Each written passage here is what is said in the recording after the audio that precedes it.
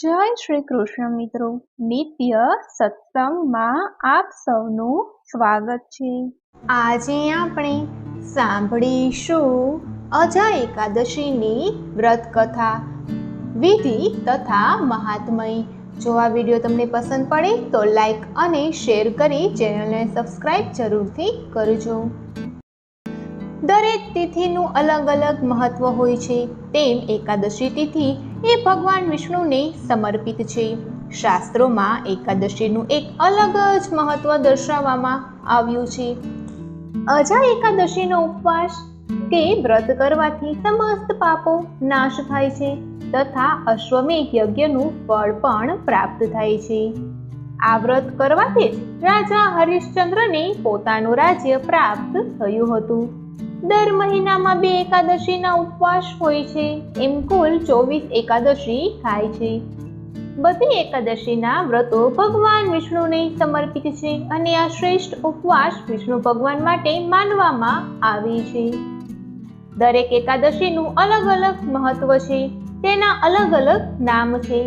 શ્રાવણ માસની કૃષ્ણ પક્ષની એકાદશીની તિથિને અજા એકાદશી કહેવામાં આવે છે। અજા એકાદશીના દિવસે વહેલી સવારે સ્નાન કરી સ્વચ્છ થઈ શ્રી ગણેશજીનું ધ્યાન ધરવું જોઈએ। ત્યારબાદ ભગવાન વિષ્ણુ અને માતા લક્ષ્મીનું ધ્યાન ધરવું જોઈએ। ત્યારબાદ પૂજા અને ઉપવાસ કરવાનો મનમાં સંકલ્પ કરવો જોઈએ તથા સામે દેવી લક્ષ્મી તથા નારાયણની તસવીર મૂકી પીળી ચંદન, ચોખા, ફૂલો, પંચામૃત, ફળ, નૈવેદ્ય, મીઠાઈ અર્પણ કરવા જોઈએ તથા વિષ્ણુ સહસ્ત્ર નામનો પાઠ કરવો જોઈએ। આ પછી એકાદશીની વાર્તા વાંચવી જોઈએ। ત્યારબાદ નારાયણ અને માતા લક્ષ્મીજીની આરતી કરવી જોઈએ। સવારે અને સાંજે આ જ રીતે પૂજન કરવું જોઈએ। શક્ય હોય તો જાગરણ કરવું જોઈએ। દિવસભર તમારી ક્ષમતા પ્રમાણે ફળ કે ઉપવાસ અથવા તો નિર્જલા વ્રત રાખી શકાય છે। બીજા દિવસે બ્રાહ્મણ કે જરૂરિયાતમંદ વ્યક્તિઓને ખવડાવી અને તેમને ક્ષમતા મુજબ દાન અને દક્ષિણા આપી ઉપવાસ છોડવો જોઈએ। ઉપવાસ દરમિયાન ઓછું બોલવું જોઈએ તથા જૂઠું ન બોલવું જોઈએ તથા કોઈની નિંદા ન કરવી જોઈએ। દિવસભર ઈશ્વરનું જ સ્મરણ કરવું જોઈએ તથા તેમના જ ભજન અને કીર્તનો કરવા જોઈએ અને બ્રહ્મચર્યનું પાલન કરવું જોઈએ। આ હતી અજા એકાદશીના વ્રતની વિધિ। હવે આપણે સાંભળીએ અજા એકાદશીના વ્રતની કથા। કુંતી પુત્ર યુધિષ્ઠિર બોલ્યા, હે વસુદેવ, હવે તમે મને શ્રાવણ માસની કૃષ્ણ પક્ષની એકાદશી વિશે કહો। આ એકાદશીનું નામ શું છે તથા તેની વિધિ શું છે તે વિસ્તારપૂર્વક મને કહો। ત્યારે ભગવાન શ્રી કૃષ્ણ બોલ્યા, હે રાજન, શ્રાવણ માસની કૃષ્ણ પક્ષની એકાદશીને અજા એકાદશી કહેવામાં આવે છે। આ વ્રત કરવાથી સમસ્ત પાપ નષ્ટ થાય છે। પ્રાચીન સમયમાં રાજા હરિશ્ચંદ્ર નામના ચક્રવર્તી રાજા રાજ કરતા હતા। તેમના કેટલાક કર્મોના પ્રભાવ હેઠળ તેમને તમામ રાજ્ય અને સંપત્તિનો ત્યાગ કરવો પડ્યો, તેમજ તેમની પત્ની, પુત્ર અને પોતાને પણ વેચી દીધા હતા। રાજા ચાંડાલના ગુલામ તરીકે કામ કરતા હતા। તેઓ હંમેશા સત્ય જ બોલતા હતા। આમ ઘણા વર્ષો વીતી ગયા। એક દિવસ રાજા ચિંતામાં બેઠા હતા કે આમ ને આમ કેવી રીતે જિંદગી જશે। ત્યારબાદ તેમની પાસે ગૌતમ ઋષિ આવ્યા।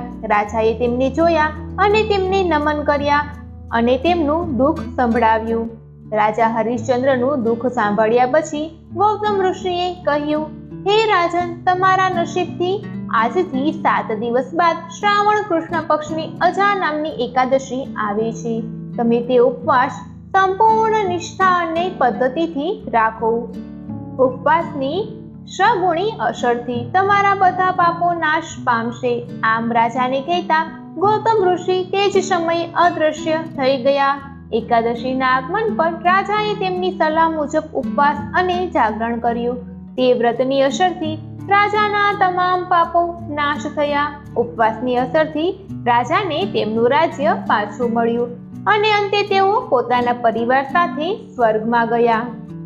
અજા એકાદશીના દિવસે જે કોઈ પણ વ્યક્તિ ભગવાન વિષ્ણુની પૂજા કરે છે તેમના સમસ્ત પાપ નષ્ટ થઈ જાય છે. વ્રત અને પૂજાના પ્રભાવથી સ્વર્ગલોકની પ્રાપ્તિ થાય છે. આ એકાદશીના વ્રતની કથા સાંભળવાથી કે વાંચન માત્રથી જ અશ્વમેઘ યજ્ઞનું ફળ પણ મળી શકે છે. આ વ્રત કરવાથી જ રાજા હરિશ્ચંદ્રને પોતાનું રાજ્ય પાછું મળ્યું હતું તથા તેમનો મૃત પુત્ર પણ ફરીથી જીવિત થઈ ગયો હતો. તો મિત્રો, આ હતું અજા એકાદશીના વ્રતનું મહાત્મય, તેની કથા તથા વ્રતની વિધિ. જો આ માહિતી તમને પસંદ પડી હોય તો વિડીયોને લાઈક અને શેર કરી ચેનલને સબસ્ક્રાઇબ જરૂરથી કરજો. જય શ્રી કૃષ્ણ.